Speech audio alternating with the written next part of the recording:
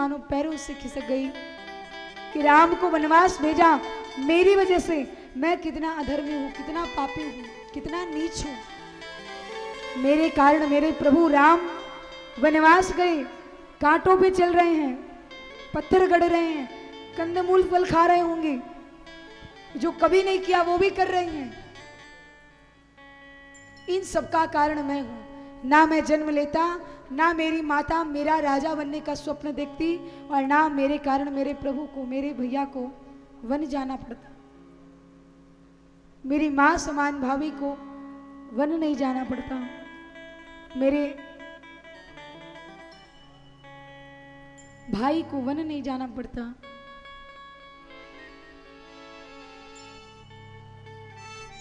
भरत जी रो रहे हैं, चिल्ला रहे हैं, राम राम कहते हैं, प्रभु मुझे क्षमा कर दीजिए।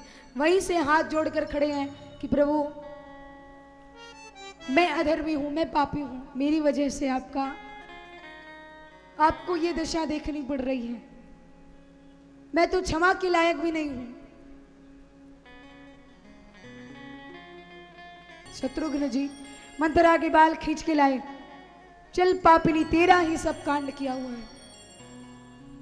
भरत जी छोड़ते हैं कि छोड़ दीजिए, धाय मां है, पाला पोसा है इन्होंने। अब यहां पर दशरथ जी के शरीर को तेल में रखा जाता है, उसमें रखा गया, और यहां पर दशरथ जी का अंतिम विदाई दी गई। सभी उपस्थित हैं। भरत भैया सब क्रिया पूरी करते हैं, और यहां पर सब कुछ होने के बाद सभा बैठाई गई, और सभा में सभी उपस्थित हैं। विश्वामित्र जी, वशिष्ठ जी, भरत जी, शत्रुघ्न जी, और भी मंत्री, अयोध्या के वासी।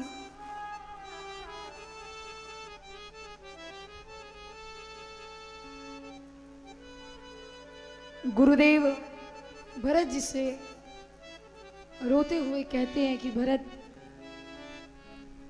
सुनहु भरत भावी प्रबल, विलख कहु मुनिनाथ, हानि लाभ जीवन मरण, जस अपजस विधि हाथ।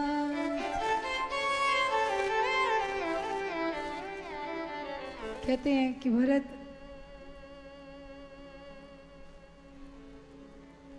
जीवन मरण हानि लाभ ये सब विधाता के हाथ में है। इसमें तुम्हारा मेरा कोई भी बस नहीं चल सकता।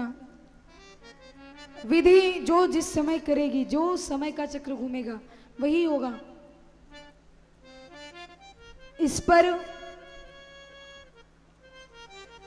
किसी का भी नियंत्रण नहीं है।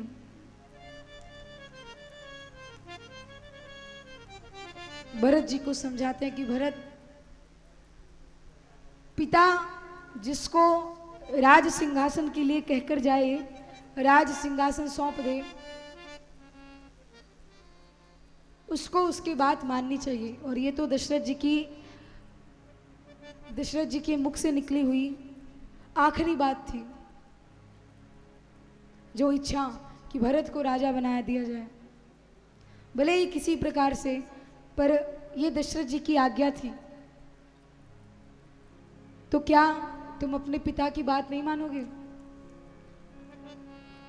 क्या उनकी ये इच्छा पूरी नहीं करोगे? अगर तुम इस सिंहासन पर नहीं बैठे तो अयोध्या का ये भव्य सिंहासन क्या खाली बैठा रहेगा? कब तक खाली रहेगा? राम 14 वर्ष के लिए गए हैं, 14 दिनों के लिए नहीं। तब तक कौन करेगा अयोध्या का राज? कौन संभालेगा प्रजा को?